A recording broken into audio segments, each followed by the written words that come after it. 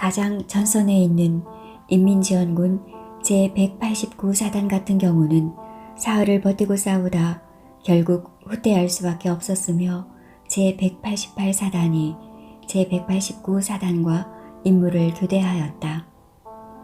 미군은 죽음을 불사하고 윤번제로 공격해 들어왔고 하루에도 수차례씩 중미의 진지는 주인이 바뀌었고 인민지원군의 시체는 산더미처럼 쌓여갔다.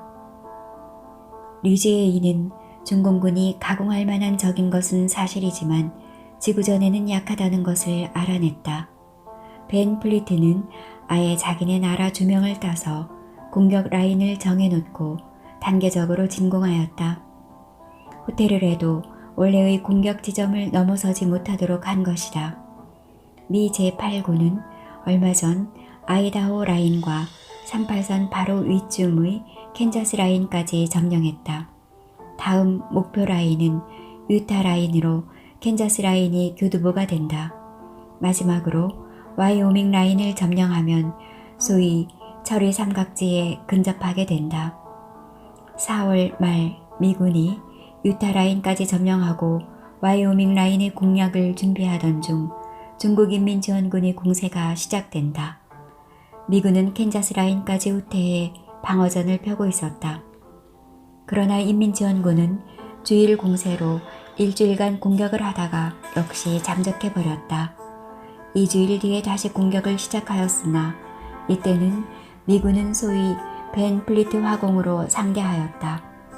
단 24시간 동안에 한 포병대대당 포탄 12,000여 발을 퍼부었다. 이 싸움에서 인민지원군 사상자는 35,000명이나 발생한 데 반해 유엔군은 단 900명의 사상자를 냈을 뿐이었다. 6월에는 미군이 와이오밍 라인까지 올라가는데 중국 지원군이 북으로부터 밀고 내려온 이래 가장 멀리 치고 올라간 것이었다. 드디어 철의 삼각지대의 공략이 시작되어 10일 밤낮의 격전이 벌어진다. 결국 미군이 탱크를 앞세우고 철의 삼각지구 일부를 차지했을 때 류지웨이는 트루먼에게 지금이 휴전협상 카드를 다시 꺼낼 절호의 찬스라고 급전을 쳤다. 그런데 류지웨이가 한국전쟁을 수행하며 가장 골칫거리는 바로 공산군에게 절대 건드릴 수 없는 성역이 있다는 점이었다. 그것은 미국이 확전을 피하기 위하여 중국과 소련의 영토는 공격하지 못하게 했는데 막상 공산군의 모든 전투력은 거기서 나오고 있다는 것이었다. 류지웨이와 벤 플리트는 현재 위치에서 자기의 임무를 다하는 것뿐이었다. 하여튼 51년 5월에 벌어진 중국인민지원군의 5차 공세 때 전선 사수명령과 함께 그들이 택한 방식은 화력에 의한 압도적인 제압이었다. 중국군의 무지막지한 인해 전술에 맞서 벤 플리트 탄약랑이라는 전술을 창안해낸 것이다. 이것은 벤 플리트 포격이라는 이름으로 알려졌는데 미 포병 탄약 통제 보급률을 5배로 늘려 이른바 무제한 사격이 가능하게 만들었다. 이 벤 플리트 탄약랑에 힘입어 미군은 자기들이 경유해야 하는 모든 지역을 초토화했다. 미군 조종사들이 공중에서 지상을 내려다보며 전투가 벌어졌던 지역은 더 이상 어떤 생물도 존재하지 못할 것이라고 할 정도였다. 한국 국민이 살고 말고는 자기들과는 무관한 일이었다. 미국은 손에 날 것이 단 한 가지도 없었다. 한국에 쏟아부은 대가는 몇 배로 돌아오게 되어 있고 세계의 경찰국가로서의 위상은 더욱더 공고해지고 있기 때문이다. 중국도 국부군 불만 세력들을 마음껏 소비하고 국경을 미 제국주의자들과 맞대지 않을 수 있으니 좋다. 소련도 적당히 미국의 힘을 발휘함으로써 감히 함부로 날뛰지 말라고 단단히 경고해주며 역시 미국과 국경을 접하지 않으니 좋다. 이리보나 저리보나 손해만 있고 이익은 단 한 가지도 없는 것은 한국뿐이었다. 미, 중, 소는 자기 나라의 풀뿌리 하나도 건드리지 않고 타국에서 전쟁을 벌이고 있으니 좋은 것만 있고 나쁜 것은 없는 것이었다. 하여튼 제63군은 펑도아이가 내린 임무를 완성하고 잔혹한 열흘간의 철원 저격전을 끝냈다. 63군이 철수하고 있을 때 펑도아이는 직접 철의 삼각지까지 와서 장병들과 회유하였다. 펑도아이는 부충비를 힘껏 껴안았다. 부사령관 수고했소. 총사령관 동지. 부충비는 체면불과하고 펑사령관 품에 안겨 한참 동안 엉엉 흐느껴 울었다. 펑도아이가 병사들을 보니 전신의 옷은 옷이 아니고 천조각이 한오락이 나풀거리고 있을 뿐이었다. 전신에 핏자국이 낭자하고 보탄 거스름 자국이 생생한 잠방이 하나만 걸치고 있는 병사들이 수두룩하였다. 펑도아이는 병사들을 향하여 소리쳤다. 중국인민지원군 동지들이여, 조국이 여러분에게 감사를 드리는 바예요. 우리는 만력 조선지역 때 명의 조선을 도와준 몇 배를 도와주었소. 여러분이 흘린 피의 대가로 조선에 대한 우리의 권리는 부동의 지위를 차지하게 되었소. 누가 뭐래도 조선은 우리가 지켜낸 국토요. 펑사령관 동지, 총사령관 동지. 병사들도 모두 울음을 터뜨렸다. 울다 보니 포탄에 쓰러져간 전우들이 생각나 더 서름이 복받쳐 올랐다. 병사들도 펑더하이도 부충비도 모두 부둥켜 안고 울었고 그 울음소리는 천둥 뇌성이 되어 조선의 사녀를 진동하고 있었다. 6월 10일 이후는 중국인민지원군에 대하여 그처럼 완강하게 몰아치던 미군의 공격이 차츰 약해지기 시작하더니 마침내 진공이 그치고 말았다. 미국의 화공에도 한계가 있었던 것이다. 그들이라고 화력이 무궁무진한 것은 아니었다. 이때가 곧 바닥이 드러날 참이었다. 화력이 바닥난 미군이야말로 헛개비 위에 아무것도 아니었다. 이렇게 중국지원군의 제5차 전역이 끝나고 이제부터는 한국전쟁은 서로 대치하는 국면으로 접어든다. 이번 5차 전역의 50일간에 유엔군 82,000명을 살상하고 인민지원군 85,000명이 살상당했는데도 마지막으로 전선은 다시 원래대로 38선으로 돌아오게 되었다. 이성이 있는 한국인이 생각한다면 이것은 참으로 미친 짓이 아닐 수 없었다. 한국은 성인의 3분의 1이 사망하고 국토는 초토화되었으며 아시아의 거지의 나라가 되고 말았다. 그러나 미국과 중국을 위시한 모든 한국전쟁 당사자들은 미친 지식이는커녕 전보다 10배, 20배 좋기만 한 결과를 초래한 것이다. 가장 좋아서 춤을 추는 것은 일본이었다. 미국이 날개 밑으로 들어가 미군에게 전쟁 물자를 제공한 일본은 전쟁 특수를 누려 태평양 전쟁 이전보다 훨씬 더 좋은 나라가 되어버린 것이다. 누를 한 마리 잡아놓고 큰 짐승들이 뜯어먹는 중에 작은 짐승들이 치근거리면 큰 짐승들이 선심을 써서 배불리 먹게 해주는 격이었다. 그 중에서도 한국전쟁을 바라보면서 뒤에서 가장 흡족한 미소를 짓고 있는 것은 소련이었다. 소련의 입장에서는 중국은 자기의 독침을 맞아 복 노릇을 하고 있는 셈이었다. 50년 9월 소련은 미국과의 일전을 벌이는 것은 분명히 소련에게 불리하다고 생각하고 있었다. 그러나 북한을 지지하는 것은 소련의 극동 안전체계에 절대적으로 이익이 되는 것이었다. 북한을 잃게 되면 미국이 소련의 극동 변경을 압박해 오기 때문에 소련으로서는 엄중한 위협이 아닐 수 없었다. 그 때문에 소련은 북한을 지지하기로 하였고 그 지원은 중국에 전적으로 의지하기로 하였다. 만약 중국이 출병하지 않는다면 조선은 미국의 수중에 떨어질 것이고 그렇게 되면 소련과 중국 모두는 편안한 나라를 보낼 수 없었다. 스탈린은 50년 10월 5일 소련 공산당 중앙정치국 회의를 소집하여 전적으로 조선 문제를 토론하였고 회의에서의 일치된 의견은 어떤 일이 있어도 소련은 미국과 직접적인 충돌을 해서는 안 된다는 것이었다. 설사 조선을 포기하는 한이 있더라도 소련은 미국과 직접 충돌을 해서는 안 되었다. 그래서 조선을 포기하지 않을 유일한 방법이 중국을 조선에 파견하여 미국과 싸우게 하는 것이었다. 51년 1월 미국의 참모장 연석회의에서는 메가더의 조선전쟁을 중국까지 확대한다는 계획을 정식으로 거절하였다. 이 연석회의에서는 미국의 진정한 적은 소련이라는데 모두 의견이 일치되었다. 그러나 가장 중요한 전략 지역은 유럽이기 때문에 미국의 역량을 중국처럼 이렇게 절대적인 전략적 가치가 없는 지역에 다 쏟을 필요가 없었다. 힘을 집중하여 소련에 대처하기 위해서는 심지어 유엔군이 조선을 포기할 수도 있다고 생각하고 있었다. 최선의 방법은 메가더더러 현재 역량의 범위 안에서 저항하게 하는 것이고 중국 군대를 할 수 있는 한 많이 살상하는 것이었다. 그 저항 행동도 미 8군이 엄중한 손실을 당하지 않는 한도 내에서였다. 왜냐하면 미 8군은 아직 일본을 방어하여야 할 임무가 있기 때문이었다.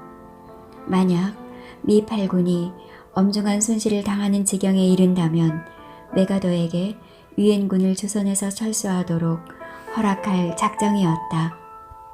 하여튼 전에 마오쩌둥은 미국의 휴전 요구를 단호히 거절하였기 때문에 이제 와서 유엔에 먼저 휴전을 요구하기에는 좀 멋쩍었다. 그래서 6월 13일 동북의 가오강에게 전보로 지시하여 소련이 나서서 미국 정부에게 휴전 문제를 타진해보게 하였다. 마오도 이제 상당히 조급해졌다. 이 이상 더 전쟁을 끌기란 무리였기 때문에 휴전이 성립되기 위한 조건이라면 무엇이라도 포기할 수 있다는 자세였다. 그래서 이제 선결 조건으로 대만 해방 문제와 유엔에서 중국의 지위 문제를 내걸 필요도 없었다. 미 중이 모처럼 휴전협정의 의견 일치를 보고 있었던 것이다. 13. 북미의 기싸움. 중국 지원군의 항미 원조전은 공식적으로 제5차 전역까지만 있고 6차는 없다. 원래 인민지원군은 꺼림직했던 제5차 전역을 만회하기 위하여 한 차례 대대적인 공격을 계획하고 있었다.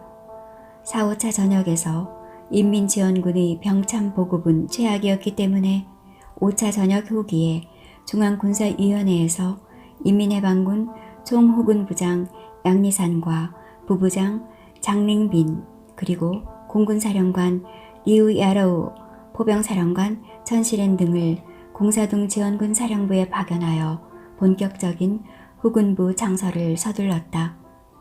그때까지 조선의 인민지원군은 동북군구 후군부가 지원하고 있었지만 동북군구 후군부도 6.25가 벌어지고 8월 초에야 서둘러 창설된 것이었다. 제4차 전역 때부터 인민지원군의 대부대가 속속들이 조선에 들어오고 있었는데 51년 4월에 벌써 16개군 47개 사단, 7개 포병사단, 4개 고사포사단, 4개 탱크연대, 9개 공병단, 3개 철도병사단과 그에 따른 2개 직속연대 등 총 병력 95만 명이 되었다. 50년 10월에 첫 출전 때보다 무려 3배나 불어난 것이다. 호왈 100만 대군을 부리기에는 동북후 군부로서는 역부족이었다. 소련은 인민지원군에게 64개 육군사단, 22개 공군사단의 장비를 제공하였지만 대부분 할인가를 포함한 유상 제공이었다.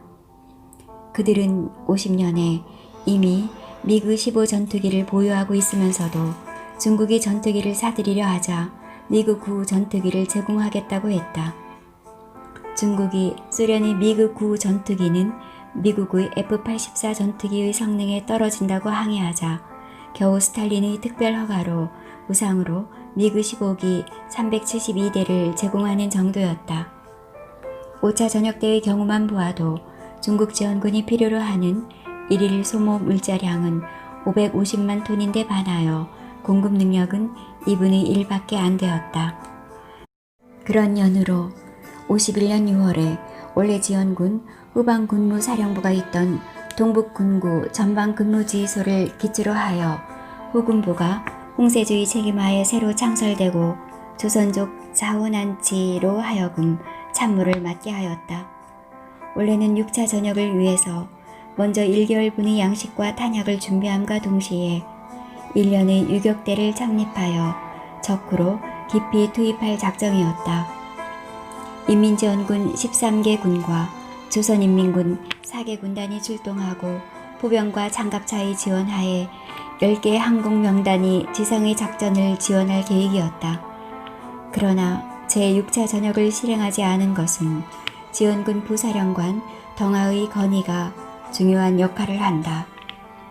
덩하는 마침 정전 담판에 참가하고 있었다. 그는 6차 전역이 계획된 후에 펑더하이에게 타전하였다. 참전한 쌍방은 이미 실제 접촉선이 군사 분계선이기 때문에 이쯤에서 타협하는 것이 적당하다는 것이었다. 8월 26일 덩하는 다시 펑더하이와 중앙군의에 타전하여 쌍방의 이해관계를 자세히 분석하고 6차 전역 대신에 소규모의 전술적 반격으로 바꿀 것을 건의하였다. 마오쩌둥은 덩하의 건의를 받아본 후 펑더하이와 의견을 교환하여 덩하의 건의를 받아들이기로 한다. 덩하의 건의는 바로 전장에서 소규모의 반격만 가하자는 것이었다. 이로 인하여 인민지원군과 유엔군은 궁전의 진지전을 진행하게 되는데 뒤의 장렬한 상감령 전투도 그 일환으로 일어나게 된다.